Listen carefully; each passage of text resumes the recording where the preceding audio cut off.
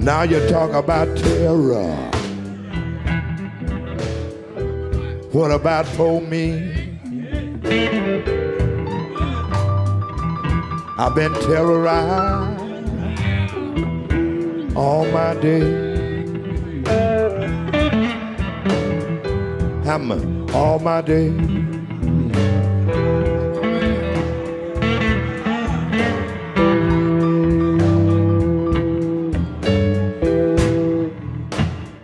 Jeff Sharlet has spent 2 decades covering the intersection of extreme Christian nationalism, what I have defined as Christian fascism, and the far right.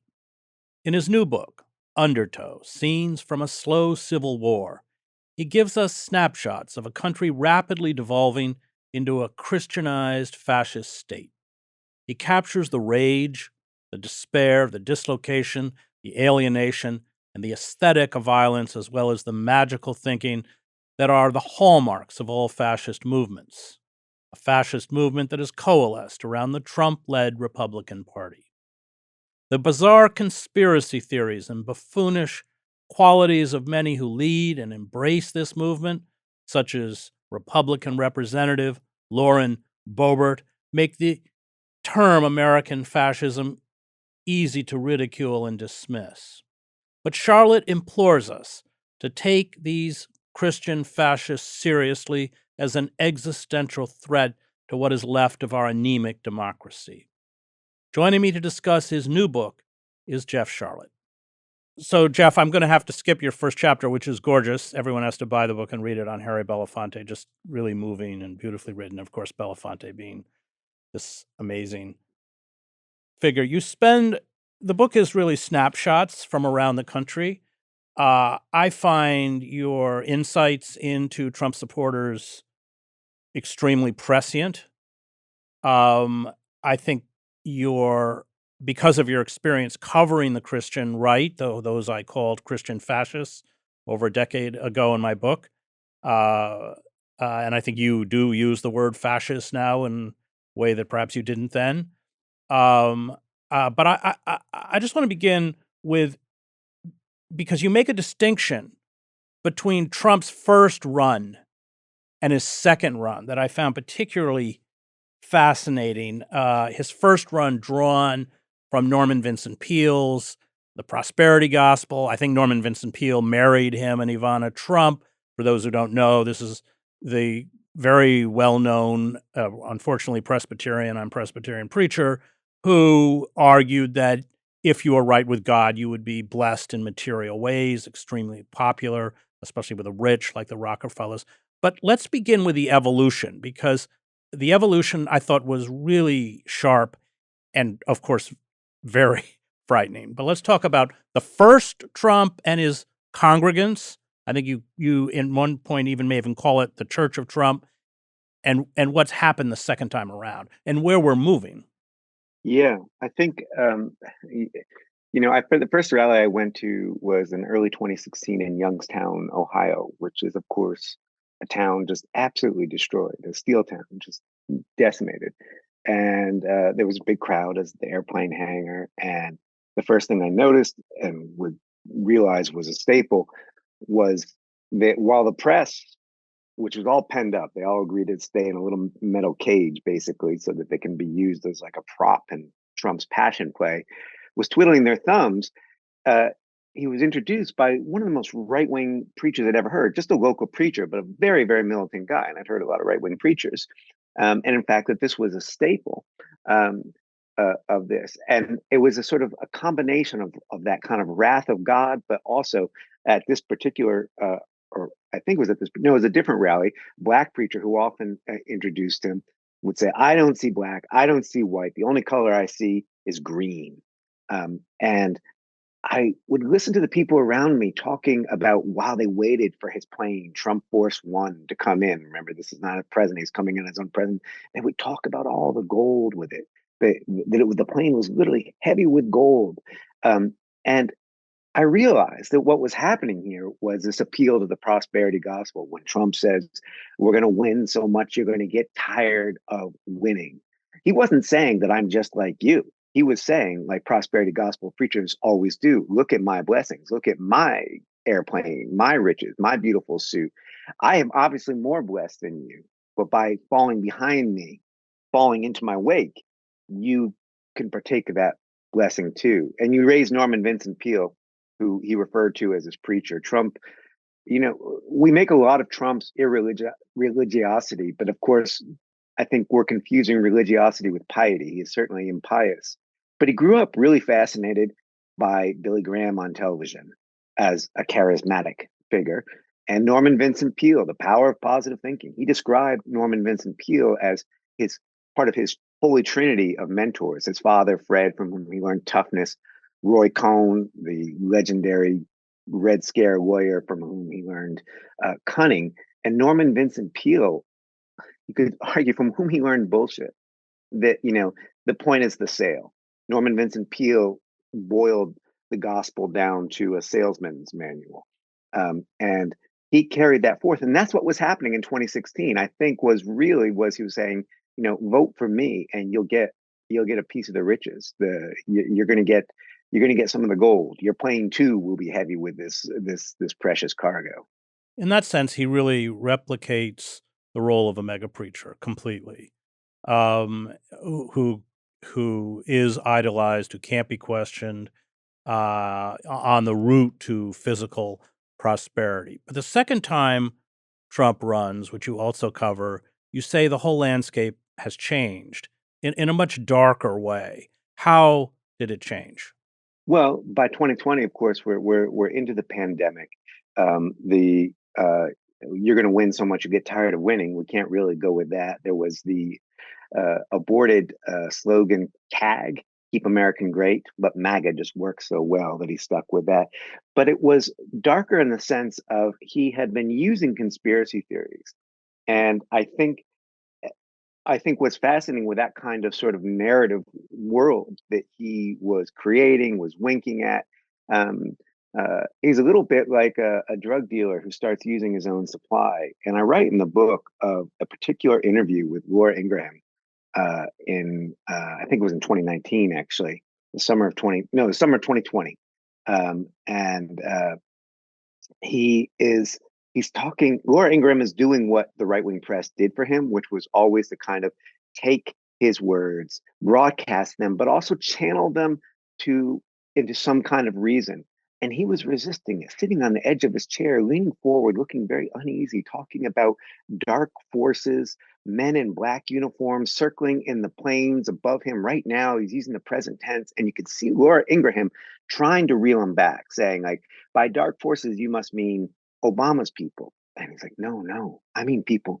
You don't know who they are. I can't tell the name. And he's no longer winking at the conspiracy theories he's trafficked in. I think he's sort of fallen into the abyss. And that kind of conspiracy thought was so definitive of the rallies I would go to, where there's always a lot of blood and gore in the rhetoric of a Trump rally. And that's been one of the failings of the press and not really addressing that. They would just ignore those stories.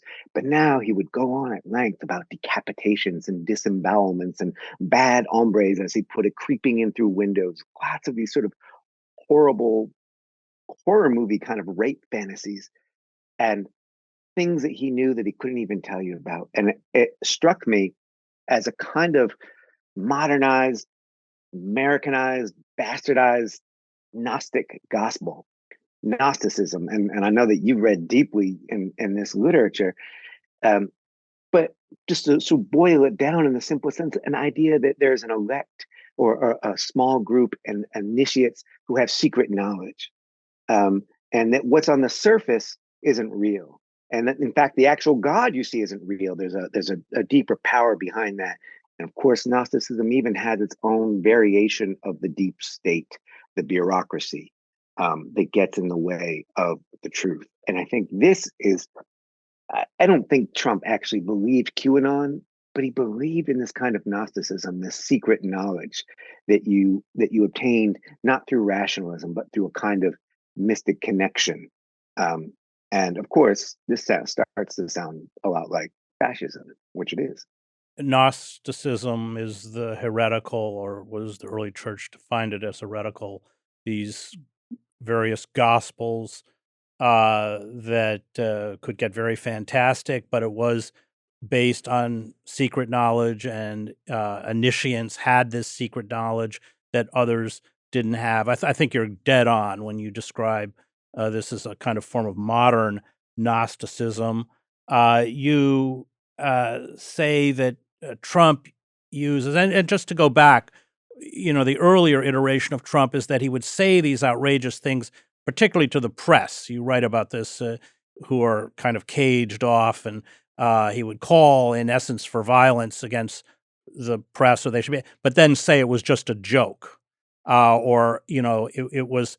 But he doesn't do that in the second time around. Well, he It still does it. changes. He actually, it's the joking, not joking method, and he still does it. And I think we encounter it all the time. And you know, and a lot of our colleagues in the press are like Charlie Brown trying to kick that football that Lucy keeps holding, and they just keep going up in the air every time. I mean, even the second time around, I was at a rally in Hershey, Pennsylvania, so-called sweetest place on earth, where the streetlights are actually shaped like Hershey's Kisses, and it was a very violent speech.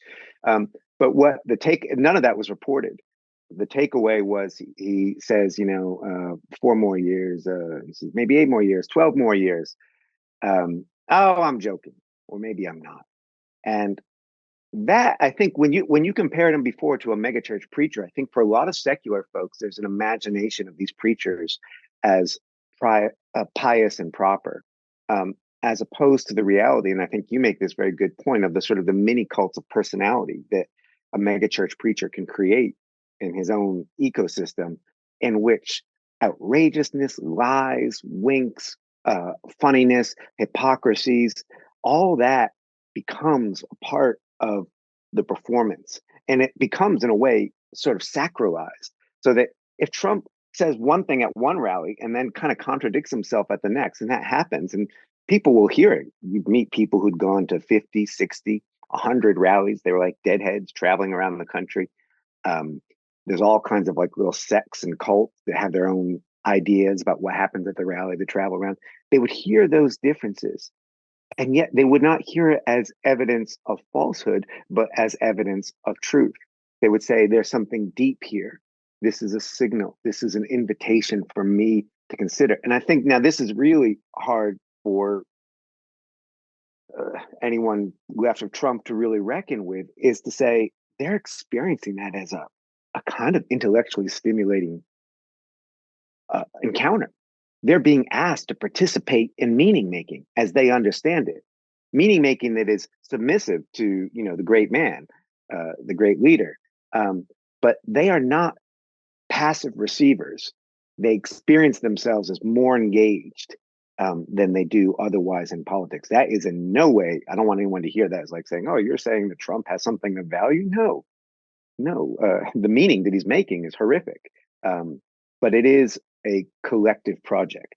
Well, Hannah Arendt makes this point that it's not about truth or reality or consistency. It's about catering to the emotional needs of the moment.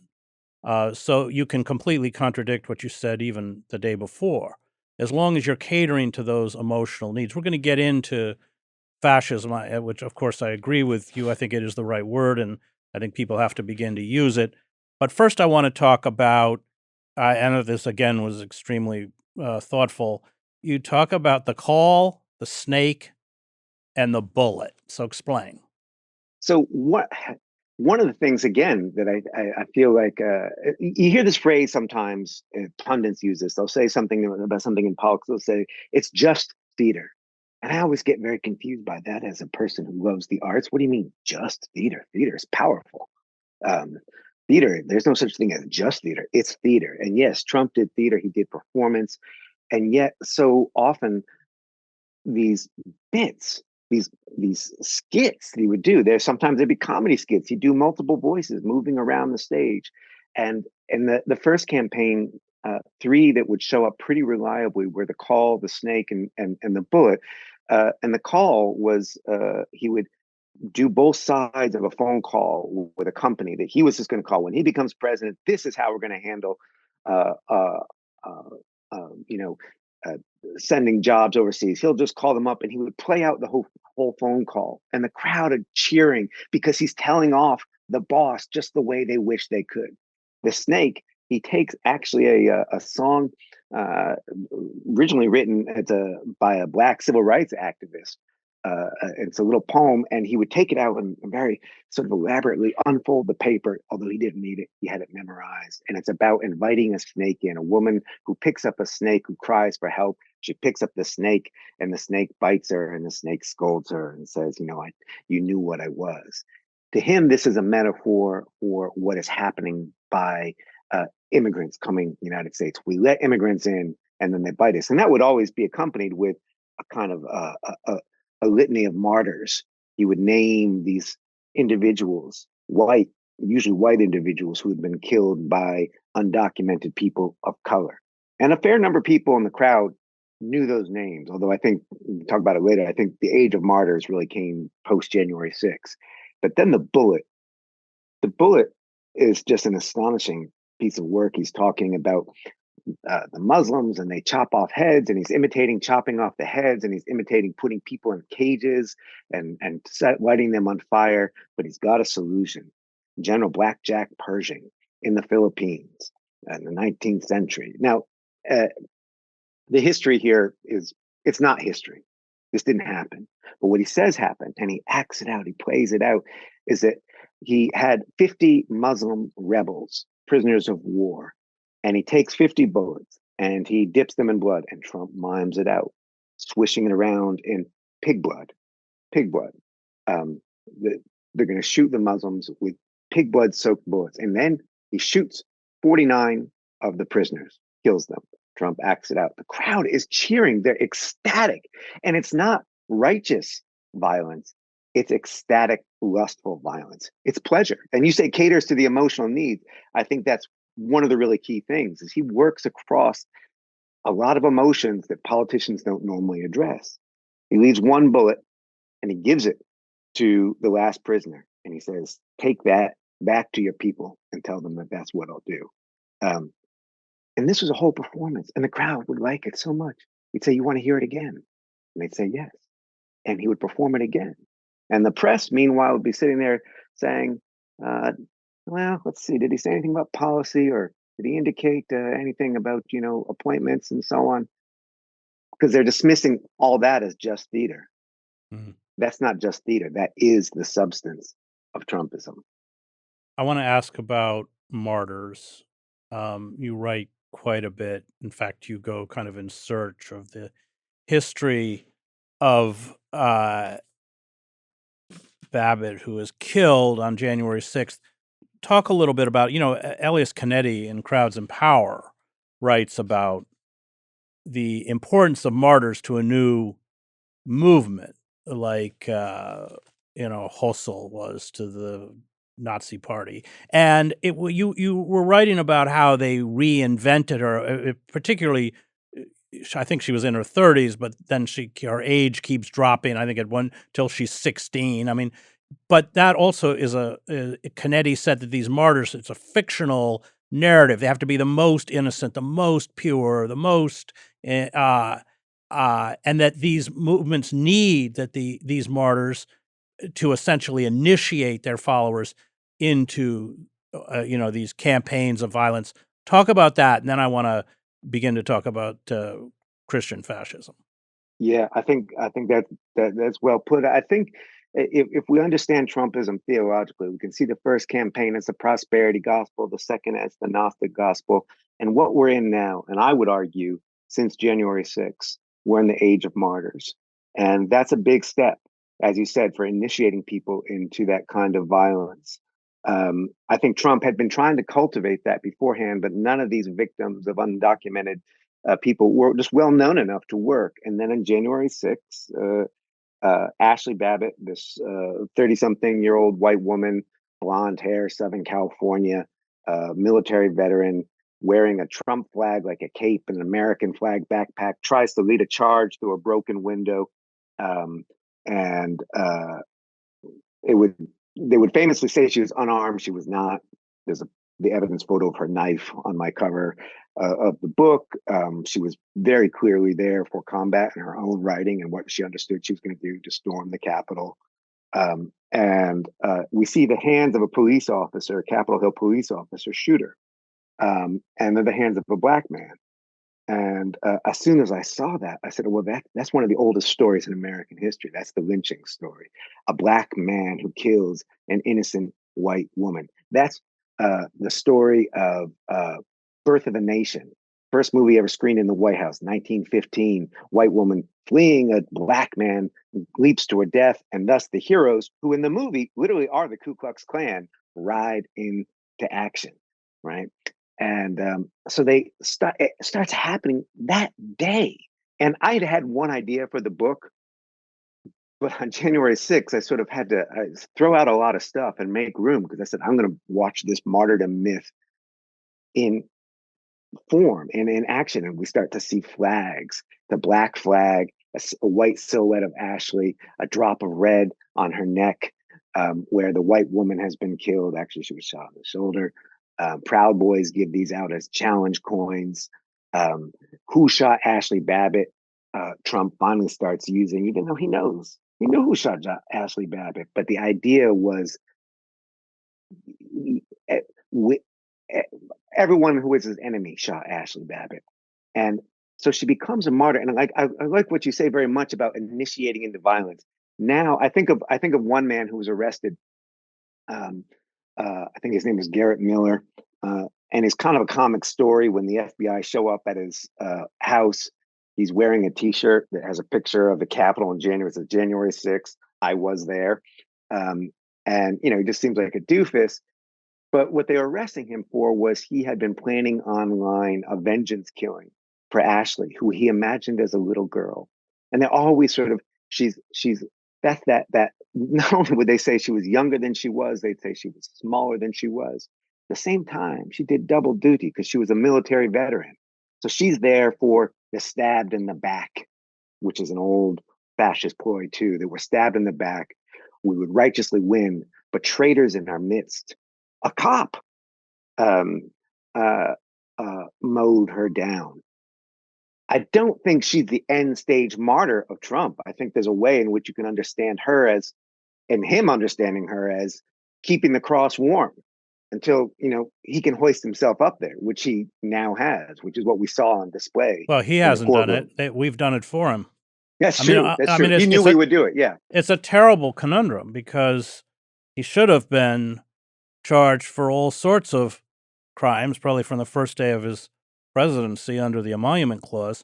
But as you point out, it plays completely into his own martyrdom, or his own sense of martyrdom, and the sense of martyrdom of his supporters. So we watch now in the trial in New York, it's just a big campaign event.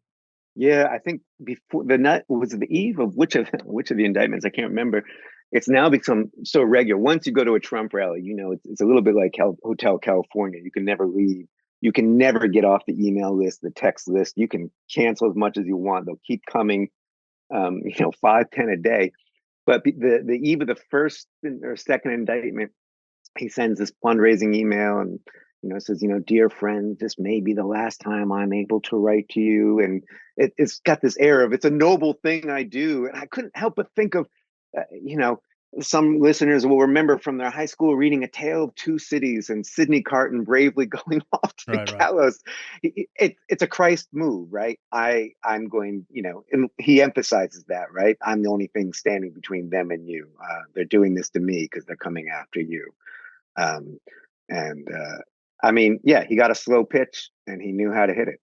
I want to talk about fascism. I think both you and I feel that that's an appropriate word to describe this movement. Trump has embraced what I would call the fascistic ideology of the Christian nationalists or the Christian right. But of course, its face doesn't look like past iterations of fascism. Fascism always cloaks itself in national symbols, of venerated national symbols and venerated national mythology. And one of the things that, and you point this out in the book, I'm just going to read a little passage, because of course, it can't embrace the kind of race purity that was very much part of, particularly of German fascism. You write, the purification project of the old fascism has also been proved too extreme to be practical for a nation in which the rightist ascendancy can contend for the loyalty of a third of Latinx voters. This time, white supremacy welcomes all, or at least a sufficient veneer of all, to reassure its more timid adherents that border walls and Muslim bans and Kung flu and black crime and replacement theory somehow do not add up to the dreaded R word, which anyway these days, in the new authoritarian imagination, only happens in reverse against white people. So let's begin to talk about what this new fascism looks like. I certainly saw its genesis within Christian fascism, the Christian right, but the full-blown flower of fascism in Trump does have differences with the traditional Christian right. You know the Christian right very well, and your book, The Family, is a great work on it. So I'll let you go from there. Well, first I want to give you credit for that early book, American Fascists. And around the same time I was writing The Family, there's actually a chapter in The Family called The F Word. The F Word is fascism. And I'm writing about this. The Family is this kind of very elite Christian nationalist group based in Washington, but international. And they hold something called the National Prayer Breakfast. On the surface, they're quite banal. Within, they're quite extreme. And in the post-war World War II years, they actually went around and recruited former Nazi war criminals, senior war criminals. So that's about as close to fascism as you can get. But what they would say to those guys is essentially, you have to switch out your loyalty to the Fuhrer and give it over to the Father. And I argued then, and I was wrong. And I write this in the new book. I was wrong to argue against the word fascism. I wasn't saying it's not as bad. I said there's more than one kind of bad under the sun. But I said fundamentalism, I thought then, was a kind of break on fascism, because in American Christian right, Christian nationalism, whatever you want to call it, they weren't ever going to go for that cult of personality. They wouldn't switch out Jesus. And I think you rightly argued, no, the cult of personality was there in every significant church around the pastor, that they adopted that kind of power. And Trump's move was to consolidate it nationally, and to strip away some of the respectability politics that still lingered around it. Right, the idea of American political life has always been noble, but now we have the open celebration of violence. You go to a Trump rally in 16 or 20 or now, and there's, as you say, there's that moment where he points to the press and the pen and he says they're the enemy, the people, they're scum, and the whole crowd turns around and they fly both birds in the air and they're screaming and they're having this pleasure thinking about the violence they're going to commit. The very first Trump rally I went to, one of the very first people I met there, nice old sort of hippie grandparent couple. They're sort of, a lot of turquoise jewelry and nice people, and they're talking. And then Gene, the husband, says, "I want to get a hold of a protester and beat the crap out of him so I can get on TV." And his wife looks at him as if, I think she's going to rebuke him. This is too much. She says, "Oh, Gene." And she sort of melts into him. And then she leans over to me and uses language I don't think she used often like this. She's whispering because she knew she was being naughty, and smiling, and she was speaking about Hillary Clinton. And she says, "Don't she look like she's been rode hard and put up wet?" And that combination, I think of it as there's a great German historian of the right, Annika Brockschmidt, and we did a discussion about this, about militant eroticism, this idea of violence as a kind of sexual pleasure, a kind of lust, a kind of authenticity and truth. You want to do it. You want to hit them. Trump says, wait, we all want to say, one of the things he says, you want to hit them. And I want you to hit them. It'll feel good. I think this changes things. I think, too, it's worth talking about. I know you've thought a lot about this. That fascism in 2023 is not fascism in 1936.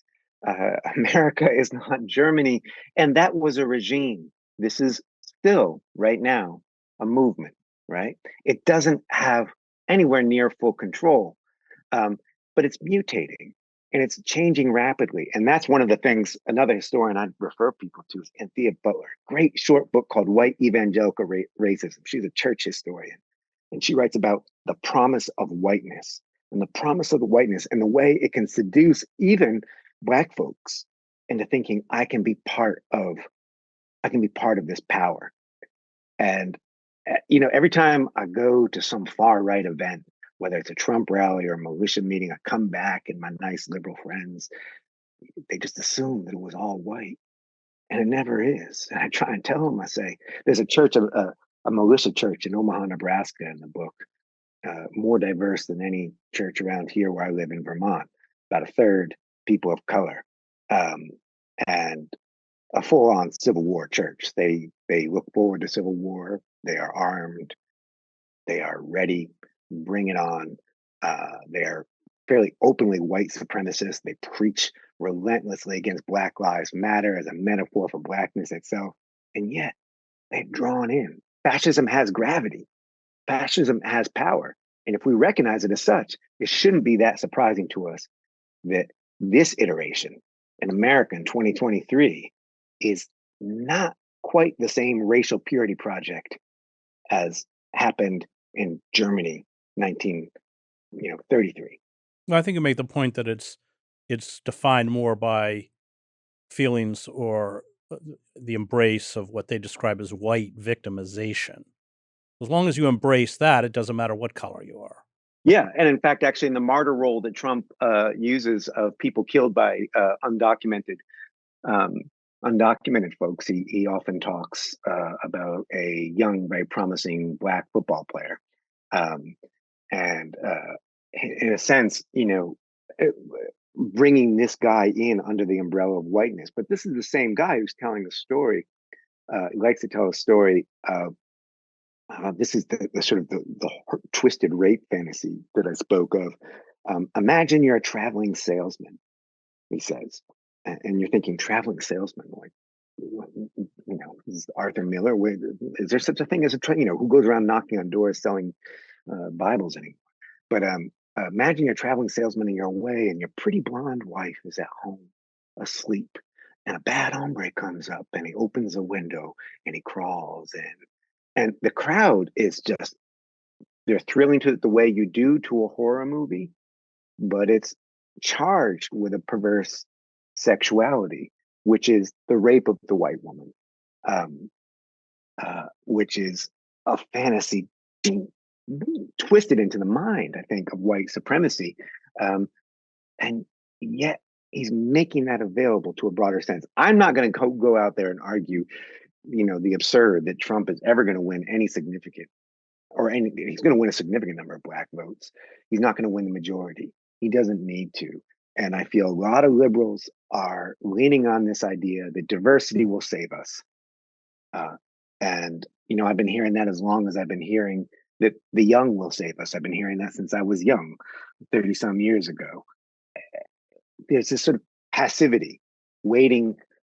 We're waiting for Godot to come and solve the situation, as opposed to embracing a radical politics of organizing and real vital democracy that we have to do ourselves, every one of us.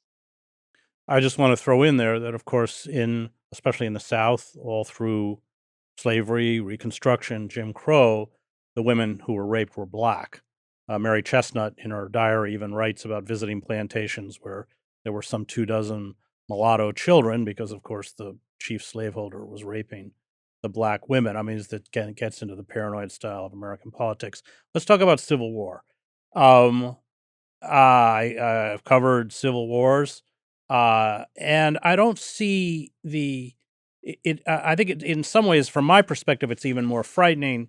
It's less a civil war because it's not like Weimar Germany, where you had armed communist militias battling brown shirts in the streets. it's more the uninterrupted rise of heavily armed fascists, proto-fascists, Trump supporters, when it was small arsenals in their homes, and those who don't have any violent counterpart. Yeah, you know, you've covered civil wars. I accidentally, as a younger person, stumbled through one in Algeria, and I know that this is not that, and I am aware of the risk of hyperbole using this phrase I use in my subtitle, "Scenes from a Slow Civil War," a slow civil war, and it's my way of thinking about it. And in 2021, what I started noticing was academic historians who are very cautious, rightly so. They understand the history moves slowly. I'm married to an academic historian. I understand this and I think it's the right way. Starting to say, oh, some of the conditions of an actual civil war are here. And that language had always been there mostly on the fringe of the right. But now it was moving as a rhetorical ploy more centrally. And I started thinking about the ways, how could we understand slow civil war as a kind of an institutionalization of violence. I think the laws, for instance, I write about this in the book. I was in Wisconsin when Roe fell, which became the only blue state in which abortion was completely outlawed. It reverted to 1849 law. And you would hear these stories in the press of a woman who nearly bled out, or something else went horrible happened because she couldn't get access to reproductive care. And as journalists, we know for every story like that we hear, there's a lot that don't go reported. And I said, there's a way in which, uh, more harm now is being done than all the abortion clinic bombers. It's very easy to see an abortion clinic bomber, and there was a lot more of that than people realize, as a kind of at least a desire to spark civil war. And yet here it is. And I thought of the ways that you have these armed militias, these groups of men who line up outside school libraries and churches and bars having drag shows and so on. And there's been a few shots fired, not many. And so people can say, well, come on now, nothing's really happening. And I'm like, well, this is like we're striking matches and flicking them into dry grass. And so far, the flames haven't caught. And so we think everything's fine. How many times can you line up a group of men with guns? To what you say, though, about there not being this counter force like in Weimar Germany. I mean, there is a scene in the book where in Sacramento at a rally for Ashley Babbitt, Antifa and Proud Boys show up to battle, and they kind of all know each other. And it's a kind of a ridiculous fight, although I wouldn't have wanted to have one of those blows land on me.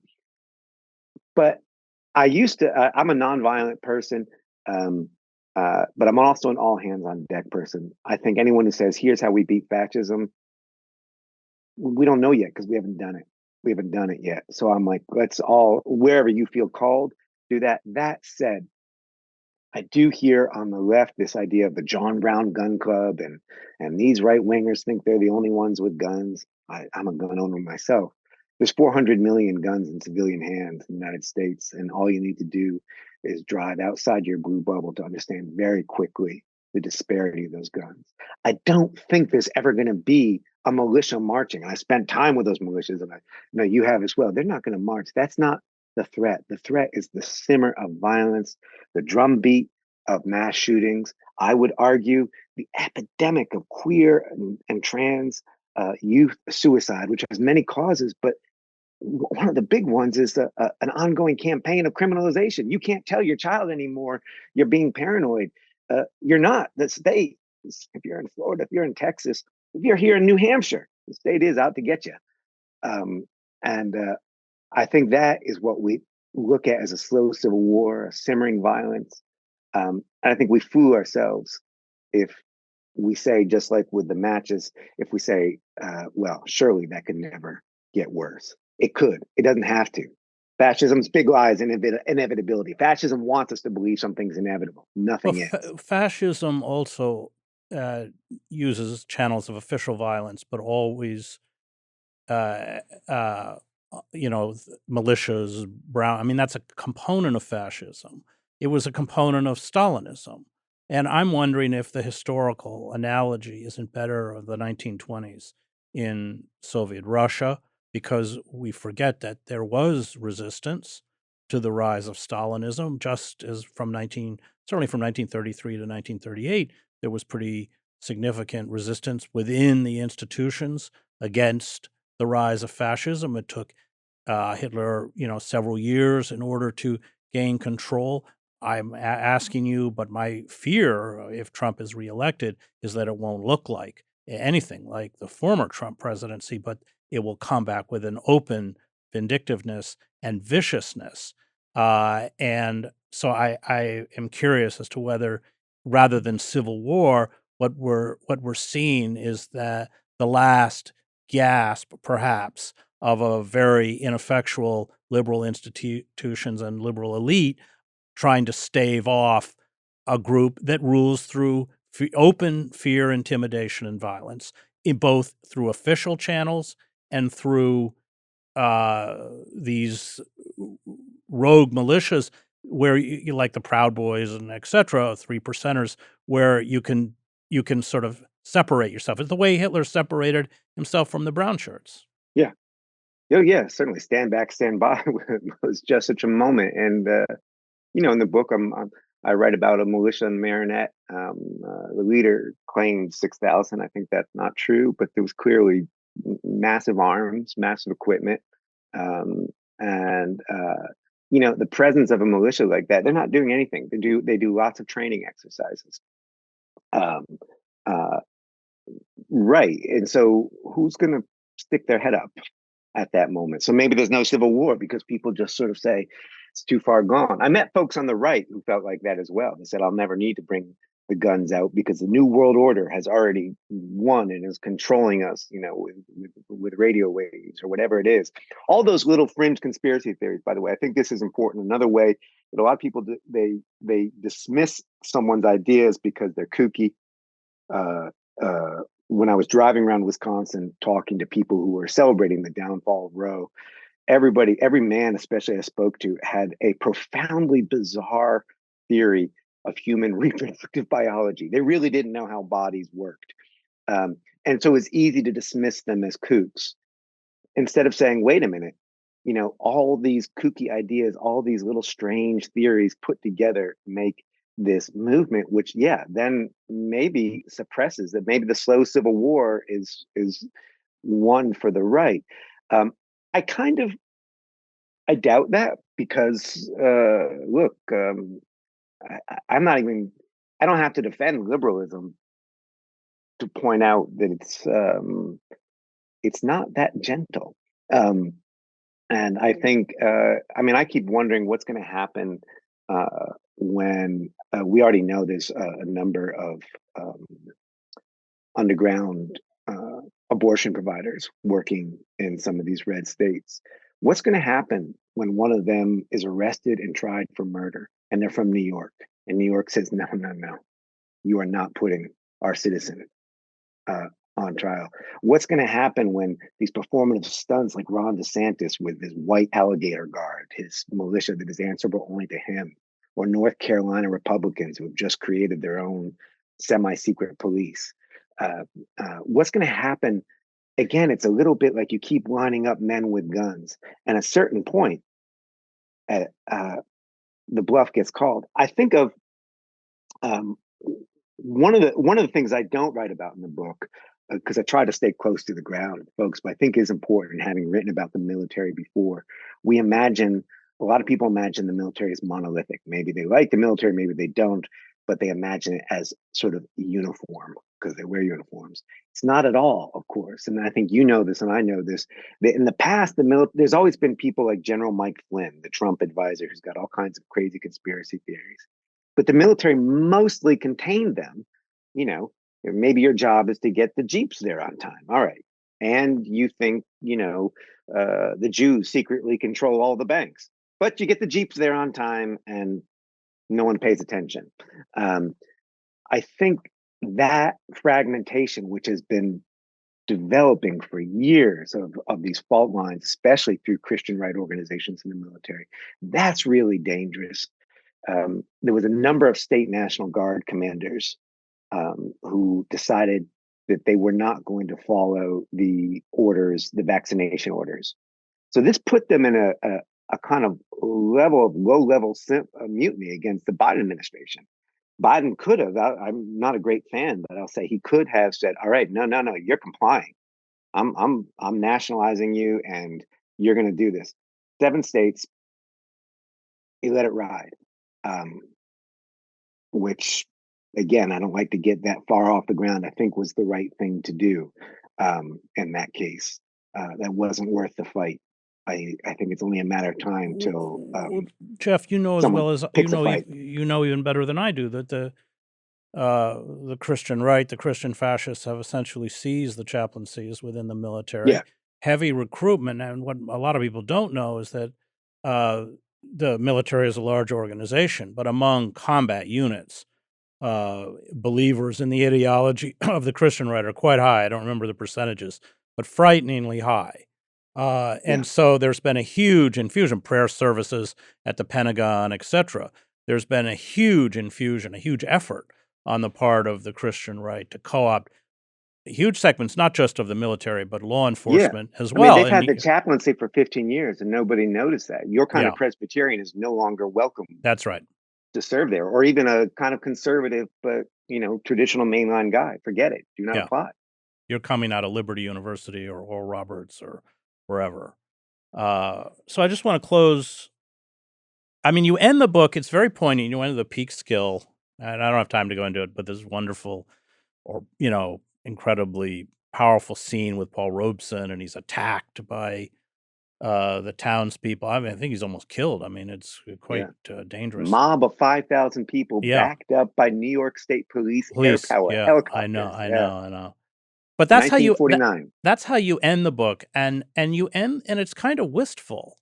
It struck me that in a way you said, where. I mean, I'm paraphrasing, but I thought the question you raised is, where are these people now when we need them? The people like the Robesons. You talk about Pete Seeger and Woody Guthrie and all of these great radical artists, writers, musicians.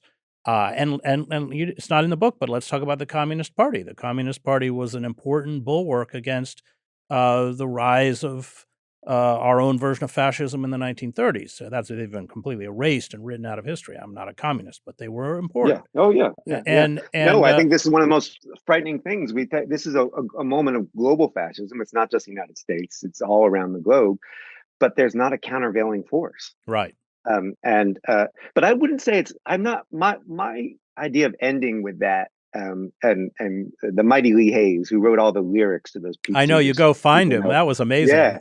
And it's the same, like, we skipped over Harry Belafonte in the beginning. The reason I bookend this very dark journey with Harry Belafonte, who was in the struggle every one of his days, died angry at 96 and a good anger. He was in the fight, was because I think fascism wants us to embrace this language of hysterical crisis, right?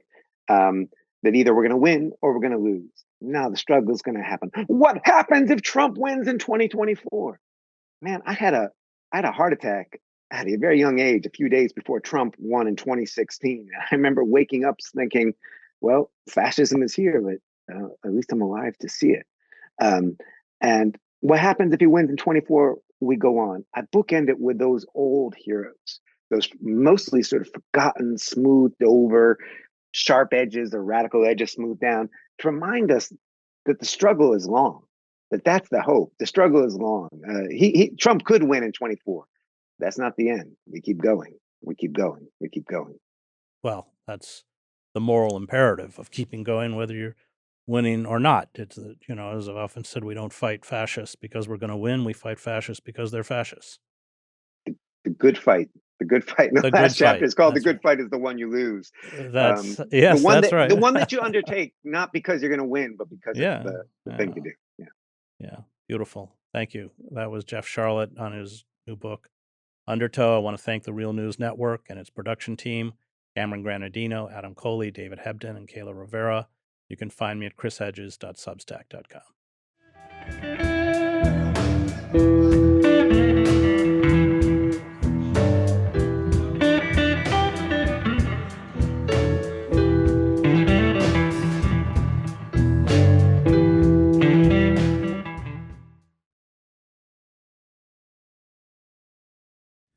Thank you so much for watching The Real News Network, where we lift up the voices, stories, and struggles that you care about most. And we need your help to keep doing this work, so please tap your screen now, subscribe, and donate to The Real News Network. Solidarity forever.